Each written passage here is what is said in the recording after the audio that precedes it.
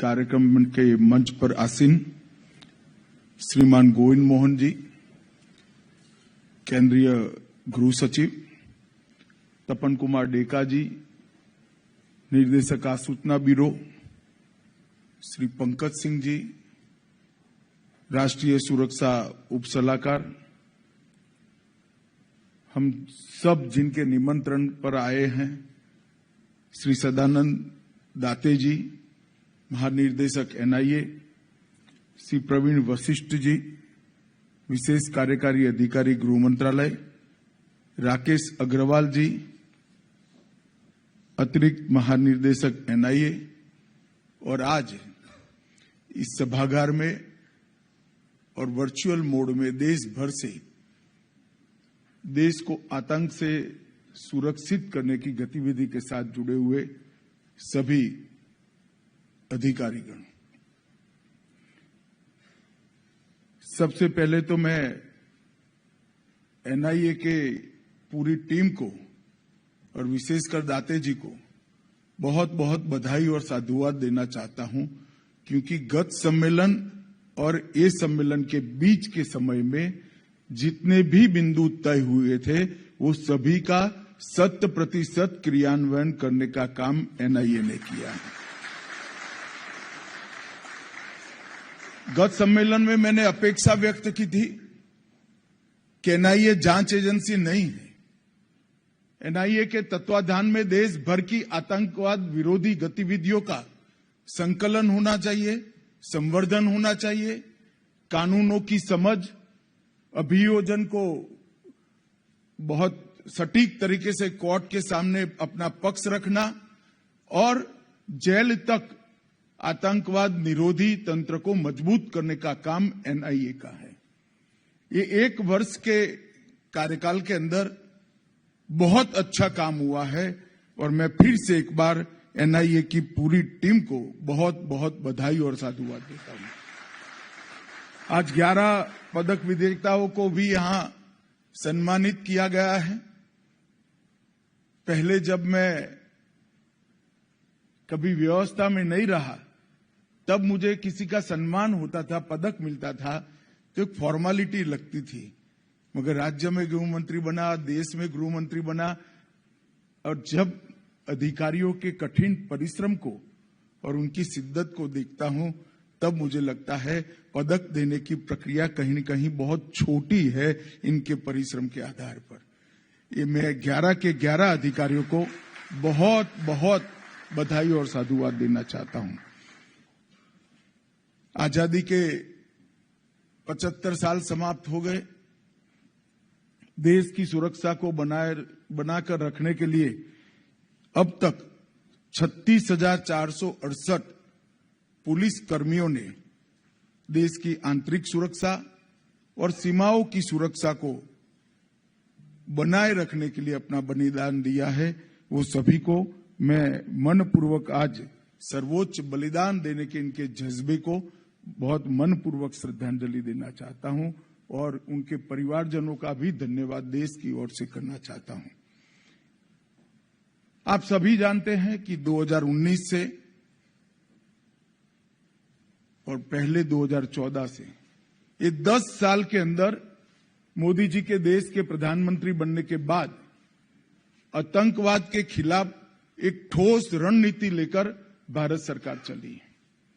मोदी जी का एक घोष वाक्य जीरो टॉलरेंस अगेंस्ट टेररिज्म, ये न केवल भारत समग्र विश्व ने आज स्वीकार किया है और ये 10 साल के अंदर भारत के अंदर टेररिज्म के खिलाफ लड़ने की एक मजबूत इकोसिस्टम खड़ी हुई है। हालांकि बहुत कुछ करना बाकी है, परंतु 10 साल के काम का विहंगावलोकन करें तो संतोषजनक चित्र इस 10 साल में हमारे सामने खड़ा हुआ है।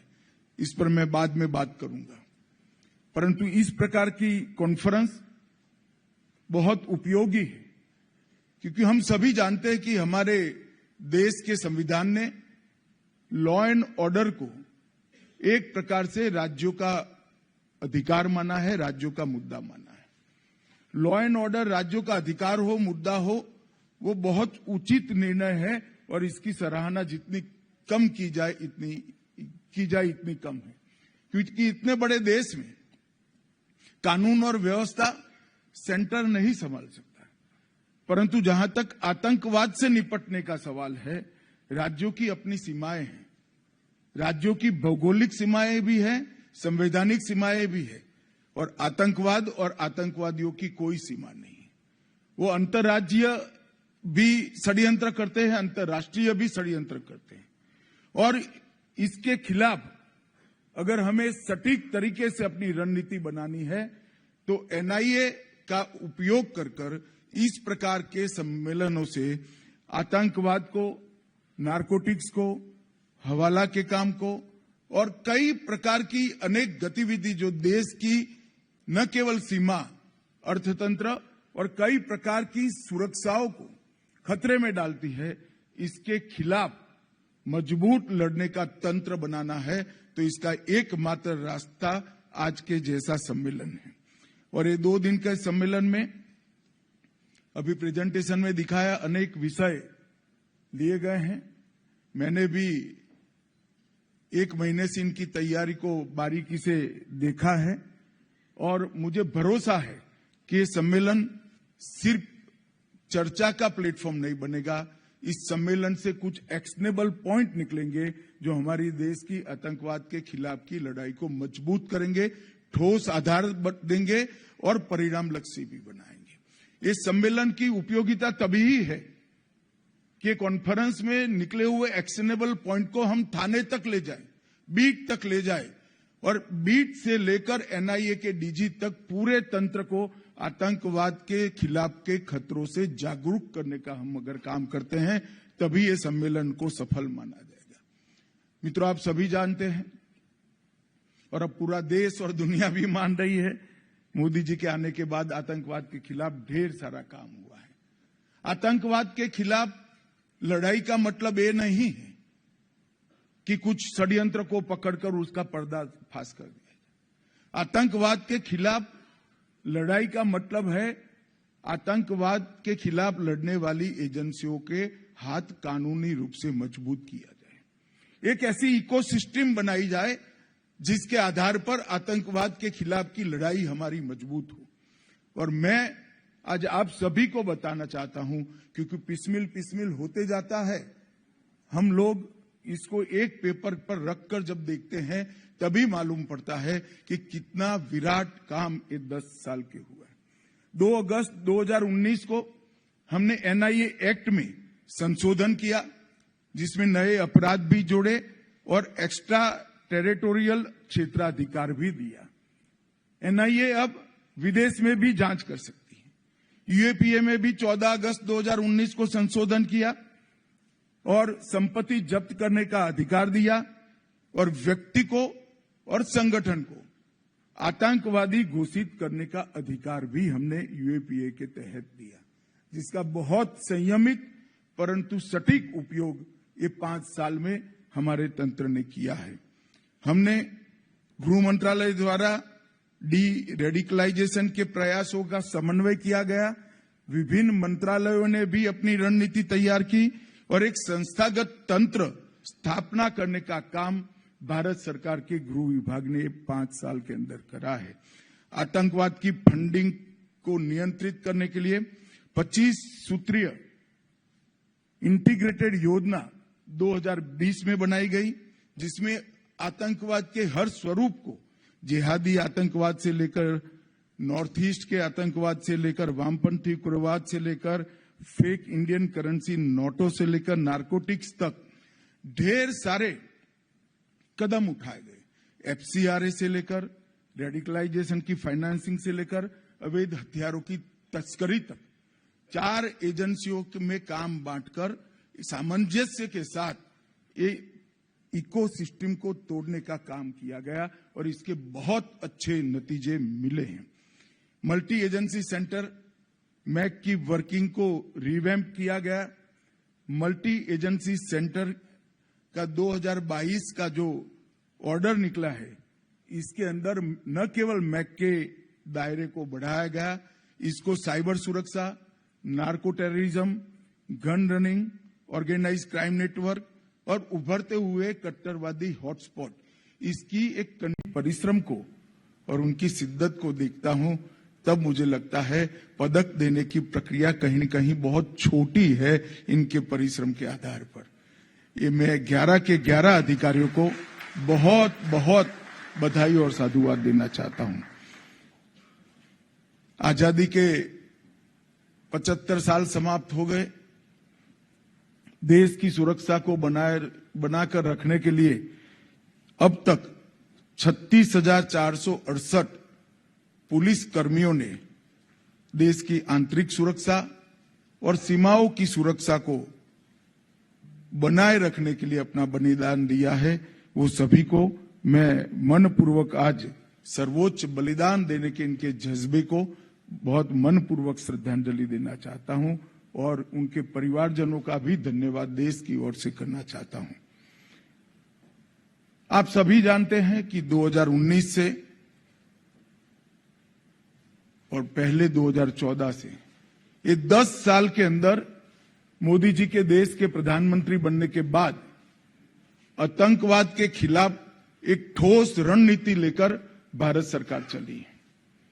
मोदी जी का एक घोष वाक्य जीरो टॉलरेंस अगेंस्ट टेररिज्म, ये न केवल भारत समग्र विश्व ने आज स्वीकार किया है और ये 10 साल के अंदर भारत के अंदर टेररिज्म के खिलाफ लड़ने की एक मजबूत इकोसिस्टम खड़ी हुई है। हालांकि बहुत कुछ करना बाकी है, परंतु 10 साल के काम का विहंगावलोकन करें तो संतोषजनक चित्र इस 10 साल में हमारे सामने खड़ा हुआ है। इस पर मैं बाद में बात करूंगा, परंतु इस प्रकार की कॉन्फ्रेंस बहुत उपयोगी है, क्योंकि हम सभी जानते हैं कि हमारे देश के संविधान ने लॉ एंड ऑर्डर को एक प्रकार से राज्यों का अधिकार माना है, राज्यों का मुद्दा माना है। लॉ एंड ऑर्डर राज्यों का अधिकार हो, मुद्दा हो, वो बहुत उचित निर्णय है और इसकी सराहना जितनी कम की जाए इतनी कम है, क्योंकि इतने बड़े देश में कानून और व्यवस्था सेंटर नहीं संभाल सकता, परंतु जहां तक आतंकवाद से निपटने का सवाल है, राज्यों की अपनी सीमाएं हैं, राज्यों की भौगोलिक सीमाएं भी हैं, संवैधानिक सीमाएं भी है और आतंकवाद और आतंकवादियों की कोई सीमा नहीं है।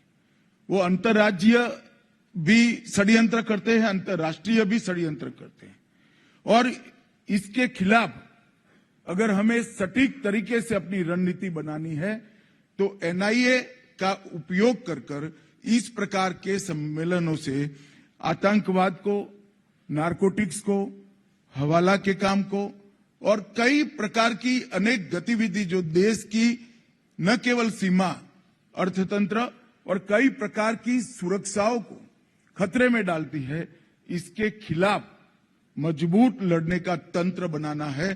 तो इसका एकमात्र रास्ता आज के जैसा सम्मेलन है और ये 2 दिन के सम्मेलन में अभी प्रेजेंटेशन में दिखाया अनेक विषय लिए गए हैं। मैंने भी 1 महीने से इनकी तैयारी को बारीकी से देखा है और मुझे भरोसा है कि ये सम्मेलन सिर्फ चर्चा का प्लेटफॉर्म नहीं बनेगा।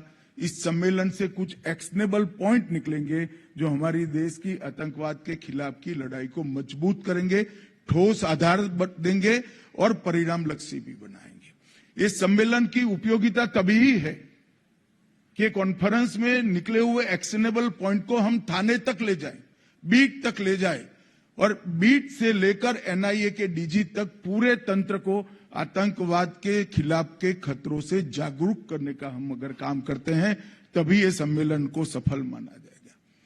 मित्रों, आप सभी जानते हैं और अब पूरा देश और दुनिया भी मान रही है, मोदी जी के आने के बाद आतंकवाद के खिलाफ ढेर सारा काम हुआ है।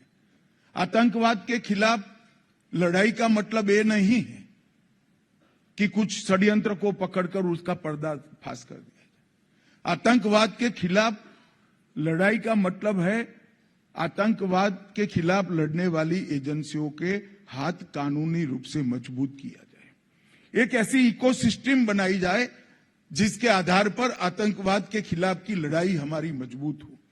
और मैं आज आप सभी को बताना चाहता हूं, क्योंकि पिसमिल होते जाता है, हम लोग इसको एक पेपर पर रखकर जब देखते हैं तभी मालूम पड़ता है कि कितना विराट काम ये 10 साल के हुआ है। 2 अगस्त 2019 को हमने एनआईए एक्ट में संशोधन किया, जिसमें नए अपराध भी जोड़े और एक्स्ट्रा टेरिटोरियल क्षेत्राधिकार भी दिया। एनआईए अब विदेश में भी जांच कर सकती है। यूएपीए में भी 14 अगस्त 2019 को संशोधन किया और संपत्ति जब्त करने का अधिकार दिया और व्यक्ति को और संगठन को आतंकवादी घोषित करने का अधिकार भी हमने यूएपीए के तहत दिया, जिसका बहुत संयमित परंतु सटीक उपयोग ये 5 साल में हमारे तंत्र ने किया है। हमने गृह मंत्रालय द्वारा डी रेडिकलाइजेशन के प्रयासों का समन्वय किया गया। विभिन्न मंत्रालयों ने भी अपनी रणनीति तैयार की और एक संस्थागत तंत्र स्थापना करने का काम भारत सरकार के गृह विभाग ने 5 साल के अंदर करा है। आतंकवाद की फंडिंग को नियंत्रित करने के लिए 25 सूत्रीय इंटीग्रेटेड योजना 2020 में बनाई गई, जिसमें आतंकवाद के हर स्वरूप को, जिहादी आतंकवाद से लेकर नॉर्थ ईस्ट के आतंकवाद से लेकर वामपंथी उग्रवाद से लेकर फेक इंडियन करेंसी नोटों से लेकर नारकोटिक्स तक ढेर सारे कदम उठाए गए। एफसीआरए से लेकर रेडिकलाइजेशन की फाइनेंसिंग से लेकर अवैध हथियारों की तस्करी तक 4 एजेंसियों में काम बांटकर सामंजस्य के साथ ये इकोसिस्टम को तोड़ने का काम किया गया और इसके बहुत अच्छे नतीजे मिले हैं। मल्टी एजेंसी सेंटर मैक की वर्किंग को रिवैम्प किया गया। मल्टी एजेंसी सेंटर का 2022 का जो ऑर्डर निकला है, इसके अंदर न केवल मैक के दायरे को बढ़ाया गया, इसको साइबर सुरक्षा, narco terrorism, gun running, organised crime network और उभरते हुए कट्टरवादी हॉटस्पॉट, इसकी एक कंटिन्यूअस मॉनिटरिंग की एसओपी भी बनाई गई, जिसके परिणाम स्वरूप ढेर सारे गुनाहों को हम होने से पहले रोकने में सफल हुए हैं। और जब ये मीडिया के मित्र भी खड़े हैं, मैं उनको हमारे अधिकारियों की ओर से एक बात बताना चाहता हूं कि जब कहीं पर 1 किलो आरडीएक्स पकड़ा जाता है तो 2 कॉलम भी इसको समाचार नहीं मिलता है, प्रसिद्धि नहीं मिलती है, मगर ये 1 किलो आरडीएक्स का बम बनकर अगर धमाका होता है तो दिनों तक आप रिपोर्टिंग कर रहे हैं। जो अभी मैक का दायरा बढ़ाया गया, इसके कारण ढेर सारे गुनाहों को होने से पहले रोकने में हमने सफलता करी। नेशनल मेमोरी बैंक को स्थापित किया गया और उसको प्रभावी रूप से लागू करने के लिए काम किया गया। इंफॉर्मेशन के आधार पर एक सेंट्रल डेटाबेस की रचना भी की गई। कई सारे डेटाबेस राष्ट्रीय स्तर पर बनाए गए हैं, मैं बाद में इसकी बात करता हूं, जिसके उपयोग से हम नीचे तक आतंकवाद को मूल से उखाड़ फेंकने के लिए हमारे प्रयासों को फायदा हो सकता है। एसपीजी एक्ट में भी सुधार किया, आर्म्स एक्ट में भी सुधार किया। वेपन मैन्युफैक्चरिंग सेक्टर में प्राइवेट सेक्टर को तो जरूर खोला, परंतु इसके सुरक्षा के सारे नियमों को चौक चौबंद किया गया। लगभग 15 से ज्यादा ऑर्गेनाइजेशन को टेररिस्ट ऑर्गेनाइजेशन, अनलॉफुल एसोसिएशन घोषित किया गया और अभी 7 नए ऑर्गेनाइजेशन को भी किया गया है। और ये सारी नीतियों की इफेक्टिव इंपैक्ट मैं दावे से कह सकता हूं कि आज हमें दिखाई पड़ता है। 2014 के बाद देश में कोई बड़ी टेरर घटना नहीं हुई है। इसमें हमारे पुलिस बल ने सफलतापूर्वक इसको निरस्त करने का काम किया। और 2006 से 13 और 14 से 21 आतंकवादी घटनाओं का हिसाब किताब करें तो 70% की कमी आतंकवादी घटनाओं में दिखाई पड़ी है। और ये जो 30% भी है, इसमें पुलिस एक्शन को भी, आतंकवादियों के साथ जो मुठभेड़ होती है, इसको भी शामिल किया गया है। इसका मतलब ढेर सारा हमने आतंकवाद की प्रवृत्ति को रोकने में सफलता पाई है। आतंकवादियों की सेल्फ लाइफ में भी कमी आई है, जो पहले 2 साल तक थी, अब कुछ दिनों तक इसको सीमित करने में हम सफल रहे हैं। आज इस सम्मेलन में 21 राज्यों के पुलिस प्रमुख हैं और सभी राज्यों के आला अधिकारी शामिल हुए हैं। हमने ये 5 साल के अंदर ढेर सारे डेटाबेस को क्रियान्वयन किया है। नेटग्रिड एक केंद्रीकृत डेटा एक्सेस सॉल्यूशन है। नेटग्रिड का उपयोग करने के लिए एसपी तक एक कार्य संस्कृति का विकास होना चाहिए। जब तक नेटग्रिड के डेटा के उपयोग की कार्य संस्कृति विकसित नहीं होती है, नेटग्रिड का डेटा कोई काम नहीं है, वो एक इलेक्ट्रॉनिक कपबोर्ड है। मैं चाहूंगा कि ये इलेक्ट्रॉनिक कपबोर्ड में डेटा की जो ज्वेलरी है वो आपके थाने तक पहुंचे, आपके एसपी तक पहुंचे, इसलिए आप सबने काम करना पड़ेगा।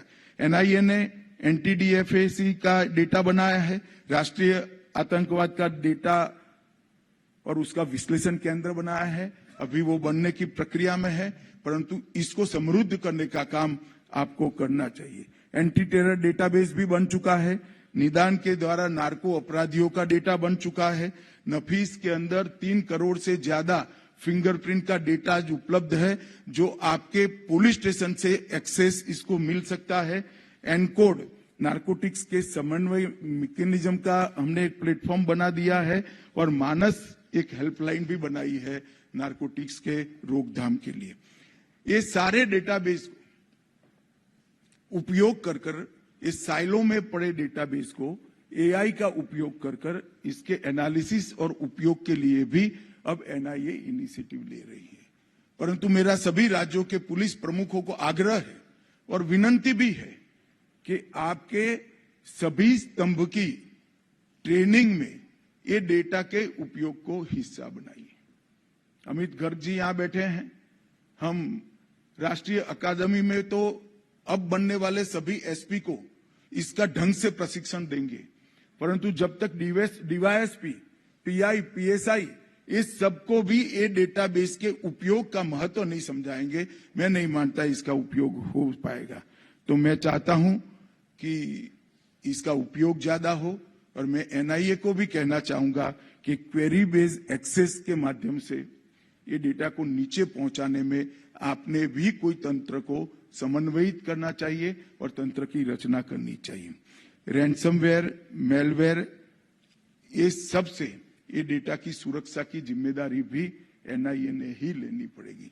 नेशनल क्राइम रिकॉर्ड ब्यूरो ने ठीक प्रकार से व्यवस्था की है, परंतु एनआईए का दायित्व है कि जितने भी डेटा की चोरी के मामले दुनिया भर में आते हैं, इसका एनालिसिस कर टाइम टू टाइम अपनी सुरक्षा को अपग्रेड करना चाहिए। एनआईए एक्ट में हमने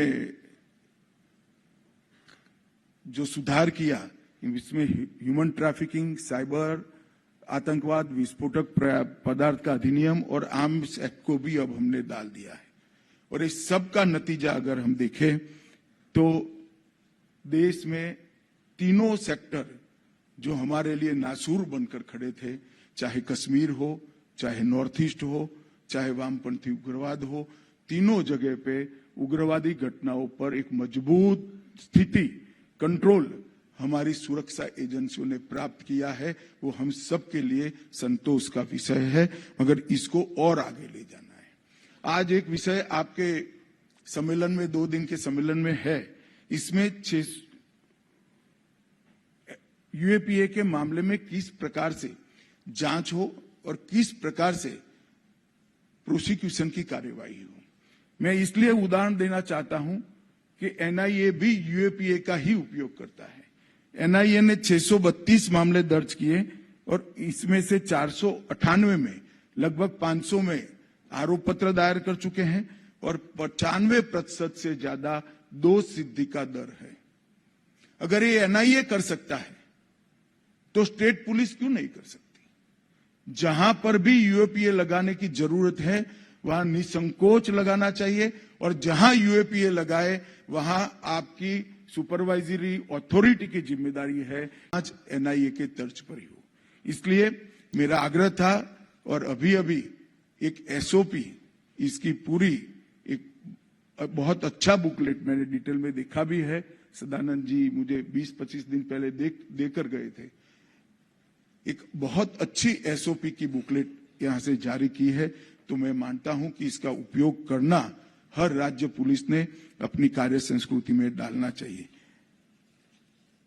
मित्रों, टेक्निक का उपयोग जब तक हम हमारी पूरी फोर्स को तकनीक के उपयोग से ट्रेन नहीं करेंगे, इसके खिलाफ हम नहीं लड़ सकते।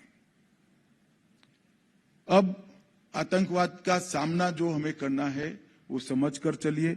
वो सीमाहीन और अदृश्य तरीके से आतंकवादी हमले और उनका षड्यंत्र हमारे खिलाफ खड़ा है।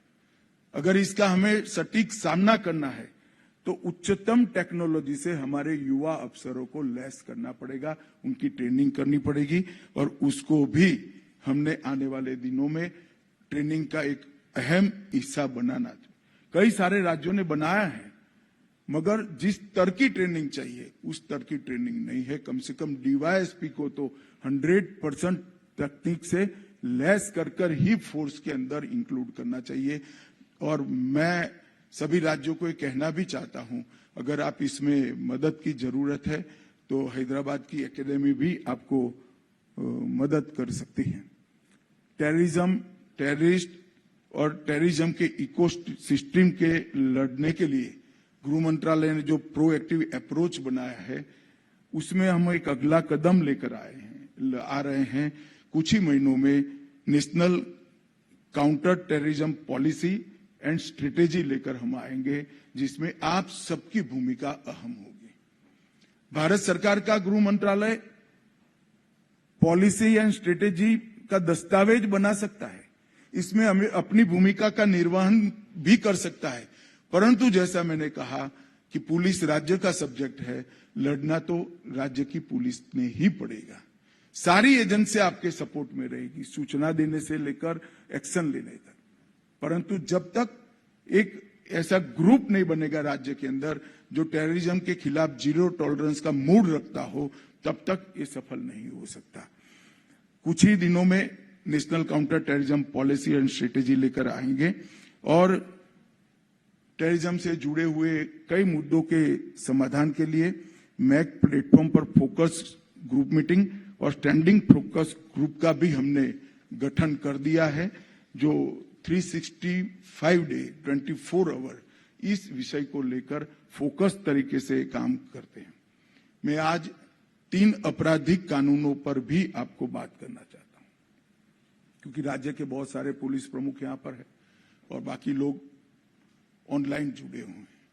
ये 3 आपराधिक कानून जो हम नए लेकर आए हैं वो हमारी आपराधिक न्यायिक प्रणालिका के अंदर आमूलचूर परिवर्तन के लिए, और हम हमारी आपराधिक न्यायिक प्रणाली का उद्देश्य में ही बदलाव करें।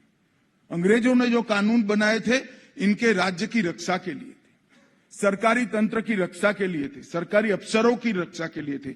हम जो कानून लेकर आए हैं वो कानून नागरिक के अधिकारों की रक्षा और संविधान दत्त अधिकार जो उसको मिला है इसके क्रियान्वयन के लिए, इनकी संपत्ति की सुरक्षा, इसके सम्मान की सुरक्षा, ये हमारा दायित्व है। तो तीनों कानून के लिए सभी राज्य के पुलिस विभागों ने बहुत अच्छा काम किया है, मगर मेरा अभी भी आग्रह है कि लेटर एंड स्पिरिट में इसको लागू करने का काम को और स्पीडी किया जाए, जुडिशियरी के साथ भी समन्वय किया जाए, जेल को भी अपग्रेड करनी पड़ेगी। एफएसएल का जो हमने प्रावधान किया है इसको सफल करना है तो मैन पावर के लिए आपने अपनी राज्य सरकारों से बात कर उचित मैन पावर की प्राप्ति करनी पड़ेगी, तभी जाकर अपराधियों को सजा दे पाएंगे। और जिस पर अपराध नहीं है वो लोगों को समय पर रिहा करेगा। मैं आज आप सभी को कहना चाहता हूं, गृह सचिव अभी कोऑर्डिनेट कर रहे हैं, इसके अंदर एक प्रावधान है कि एक निश्चित मात्रा में ट्रायल के तहत कोई जेल में रहता है तो उसको अपने आप बेल देने का एक प्रावधान है। 26 नवंबर हमारा संविधान दिवस है। मेरा आप सबसे विनती है, इसके पहले नए कानून के तहत जिसको बेल का अधिकार है, जिसको बाहर जाने का अधिकार है, वो सभी का हम एक अभियान चलाकर बेल करा दें। हमारे गृह सचिव जी आपके साथ इसको कोऑर्डिनेट कर रहे हैं। तो इसके अंदर तकनीक को बहुत प्राधान्य दिया गया है।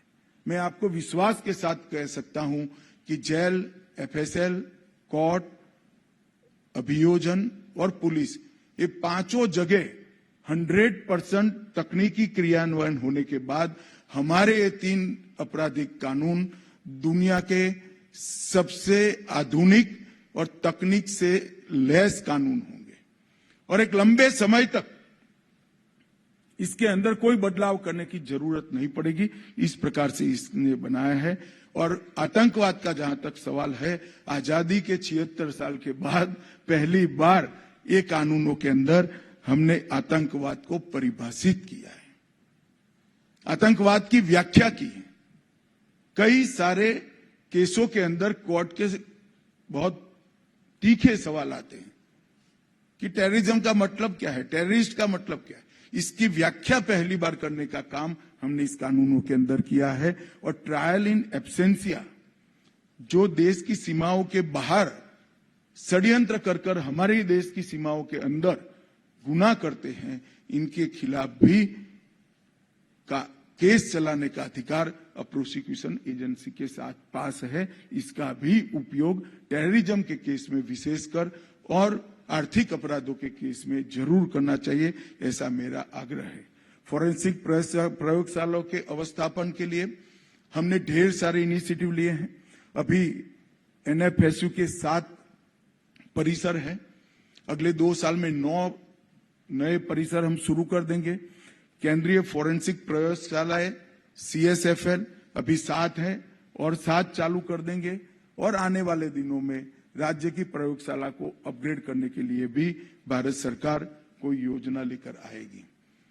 3 साल के बाद इस देश में हर साल लगभग 35,000 के आसपास फोरेंसिक साइंस के अलग अलग प्रकार की ट्रेनिंग लिए हुए ग्रेजुएट, डबल ग्रेजुएट और डिप्लोमा होल्डर बाहर निकाल पाए। इस प्रकार का शिक्षा का व्यवस्था भारत सरकार ने ऑलरेडी कर दिया है।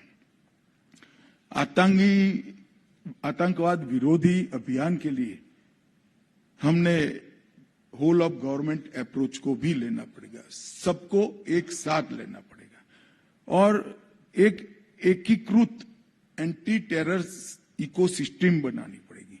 और इसलिए यहां से हमने एक मॉडल एटीएस स्ट्रक्चर को परिपत्रित किया है, मॉडल एसटीएफ स्ट्रक्चर को भी परिपत्रित किया है, मानक प्रशिक्षण मॉड्यूल को भी परिपत्रित किया है और अब आज एसओपी भी बनाकर आप लोगों को दी जा रही है। ये मॉडल एटीएस स्ट्रक्चर को आपके राज्य के जरूरियातों के अनुसार जो उचित बदलाव लगे वो कर जरूर इस पर कार्यवाही करनी चाहिए। Model ATS structure, model STF structure और प्रशिक्षण का मॉड्यूल, ये तीनों अगर सभी राज्य कर लेते हैं तो पूरे देश में आतंकवाद के खिलाफ लड़ने की एक मजबूत इकोसिस्टम हम खड़ी करेंगे, जिसके आधार पर कोई भी चुनौती आए हमें आगे बढ़ना है। एक बात आप समझ लीजिए, मोदी जी ने तय किया है और इनके साथ देश के 140 करोड़ की जनता ने तय किया है कि भारत अब रुक नहीं सकता। भारत 2047 में हर क्षेत्र में दुनिया में सबसे प्रथम होगा और विकसित भारत 2047 में बनेगा। अगर ये करना है, इसके लिए हमें सुरक्षा को सुनिश्चित करना पड़ेगा और आने वाली सभी हमारे सामने जितनी चैलेंजेस हैं, इसका जवाब हमारे साथ होना चाहिए, हमारे पास होना चाहिए। तो इसके लिए एक टेरर इकोसिस्टम के खिलाफ एकीकृत एंटी टेरर इकोसिस्टम हमने बनानी पड़ेगी। और इसके लिए एटीएस, एसटीएफ, प्रशिक्षण और प्रोसिक्यूशन की एसओपी, ये चारों में सामंजस्य होना बहुत जरूरी है। और मेरा आग्रह है, इसमें कहीं पर भी राज्यों के अधिकार कम नहीं होते हैं। हर राज्य ने ही इसका इम्प्लीमेंटेशन करना है। राज्य की भौगोलिक स्थिति और जरूरियातों को देखकर इसमें आप बदलाव भी कर सकते हैं, मगर एक कम से कम कॉमन स्ट्रक्चर बने, इसको करना चाहिए। और मैं चाहूंगा कि एनआईए ये एक रूपता लाने के काम में समन्वय करे और सभी राज्य की पुलिसों को सहायता करें।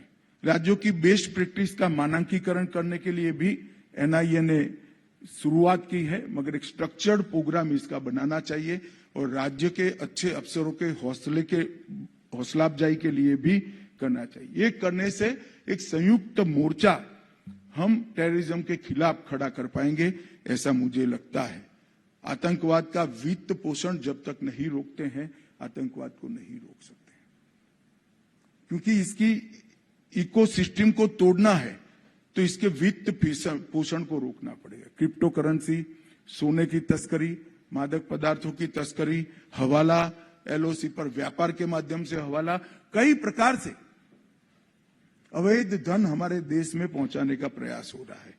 परंतु इसकी संपूर्ण इकोसिस्टम के नष्ट करने के लिए राज्य पुलिस में एक जागरूक तंत्र हाईएस्ट लेवल पर से इनिशिएटिव लेकर बनाना पड़ेगा। और मैं मानता हूं कि जहां पर भी ऐसे केस हो, बेझिझक इसको यूएपीए के दायरे में लाना चाहिए और आगे बढ़ना चाहिए। मैं विशेष बात कहना नहीं चाहता, परंतु जेलों की निगरानी भी बहुत जरूरी है, उस पर हमने आगे बढ़ना चाहिए। थानों की भूमिका को हमें पूरी लड़ाई में नजरअंदाज नहीं कर सकते। जब तक थाना पूर्ण रूप से आतंकवाद के खिलाफ लड़ने के लिए तैयार नहीं है, ये लड़ाई हम नहीं लड़ सकते। क्योंकि कोई भी सूचना हो वो थाने लेवल से ही आएगी, चाहे राज्यों की आईबी के पास आएगी, चाहे भारत सरकार की आईबी के पास आएगी। सूचना वहीं से आनी है और वहां एक विशेष दृष्टि हमने निर्मित करनी पड़ेगी। इसके लिए थानों के अधिकारियों को खुफिया जानकारी एकत्रित करना, लक्षित जांच करना और समुदायों के बीच में जो तनाव पैदा करने के मामले, उसको भी सजग दृष्टि से देखना। ये आसूचना संकलन के लिए भी राज्य के प्रमुखों ने एक एसओपी बनानी चाहिए अपने अपने राज्य के हिसाब से और आगे बढ़ना चाहिए। मेरा आप सभी से आग्रह है कि एनआईए अभी पकड़े गए हथियारों का जो डेटाबेस बना रहा है, वो अपने अपने राज्यों से, विशेषकर वामपंथी उग्रवाद, कश्मीर और नॉर्थ ईस्ट के राज्यों से जरूर ये डेटाबेस को समृद्ध करिएगा। क्योंकि हथियार कहां से आया, किस मार्ग से गया और कैसे देश के विरोधियों के पास पड़ा, ये जब तक हम जांच नहीं करते, छिद्र हम नहीं भर सकते हैं। इसलिए ये डेटा को समृद्ध करना आपकी जिम्मेदारी है और डेटा के माध्यम से आपके राज्य में जो छिद्र है, जो चैनल है हथियार पहुंचाने का, इसको भी पकड़ना, ये भी आपका काम है। साइबर सुरक्षा के लिए बहुत सारी बातें कई प्लेटफॉर्म पर हुई है, मगर I4C का बहुत फायदा उठाना चाहिए और 1930 पोर्टल जो है उसको आपके यहां व्यवस्था को चौक चौबंद भी करना चाहिए और वो नंबर को हमने पॉपुलर करने का भी काम करना चाहिए। प्रधानमंत्री जी ने 10 point global anti terror plan पूरे विश्व को दिया है और अभी प्रेजेंटेशन में आपने देखा FATF ने भारत में इसके क्रियान्वयन के लिए संतोष व्यक्त किया है और यहां पर कई सारी जो अंतर्राष्ट्रीय आतंकवाद को रोकने के लिए मीटिंगें हुई, इंटरपोल की general assembly, no money for terror, United Nation Security Council counter terrorism और G20 में भी चर्चा हुई। इस सब में प्रधानमंत्री जी के 10 पॉइंट के ग्लोबल एंटी टेरर प्लान को सबने सराहा है। मित्रों, मैं फिर से कहना चाहता हूं कि टेररिज्म तभी समाप्त हो सकता है, हम इसके खिलाफ पूरी शिद्दत के साथ, कम से कम नुकसान के साथ तभी लड़ सकते हैं जब थाना से लेकर राज्य के पुलिस प्रमुख तक पूरी हमारी पुलिस की व्यवस्था इसके लिए जागरूकता लाए और एक साथ काम करें, और ये करने की जिम्मेदारी आपकी है। मैं फिर से कई बार कह चुका हूं आप लोगों के सामने, मगर अंत में फिर से एक मैं बात कहना चाहता हूं। 2 चीजों पर मेरा आग्रह है। मैक के प्लेटफॉर्म में जितनी हो सके उतनी ज्यादा इंफॉर्मेशन साझा कीजिए, और आपके अप्रोच के अंदर बहुत पुराने समय में नीड टू नो का जो एक ध्रुव वाक्य बन गया है, इसको बदलकर नीड टू शेयर, और इसको आगे ले जाकर ड्यूटी टू शेयर तक ले जाइए। अब इंफॉर्मेशन छुपाने से इतने बड़े देश में टेररिज्म के खिलाफ हम नहीं लड़ सकते, क्योंकि आपके पास जो इंफॉर्मेशन है इसके कई डायमेंशन होंगे जो शायद आपको मालूम नहीं है। अगर आप मैक के प्लेटफॉर्म पर एनआईए को साझा करेंगे तो ये सभी डायमेंशन को अप्रिशिएट कर वो इंफॉर्मेशन पर कार्यवाही करने के लिए अंततोगत आपके पास ही सूचना आएगी। परंतु मेरा आप सभी से विनंती है कि एक साझा लड़ाई को हम अपनी लड़ाई समझे। कोई राज्य टेररिज्म से बच नहीं सकता जब तक हम ये लड़ाई को साझा लड़ाई समझकर न चले। मुझे पूरा विश्वास है मोदी जी के नेतृत्व में भारत सरकार का गृह मंत्रालय एक मजबूत संकल्प के साथ इस देश में टेररिज्म के खिलाफ लड़ने का एक इकोसिस्टम भी बनाएगा, परिणाम भी लाएंगे और सफल भी होंगे। मैं फिर से एक बार नेशनल काउंटर टेररिज्म पॉलिसी जो हमारी आएगी, इसका ध्यान से अध्ययन कर क्रियान्वयन आप सबको करना है। अगले साल जब मिले इसके पहले इसका संपूर्ण क्रियान्वयन का रिपोर्ट यहाँ एनआईए हमें दे, ऐसा मेरा आप सभी से आग्रह है, विनंती भी है। और आप सब ने अब तक जो ये 10 साल के अंदर एक बड़ी लड़ाई लड़ी है, इसलिए आप सभी का अभिनंदन, साधुवाद, और आने वाले दिनों के लिए ढेर सारी शुभकामनाएं। वंदे मातरम।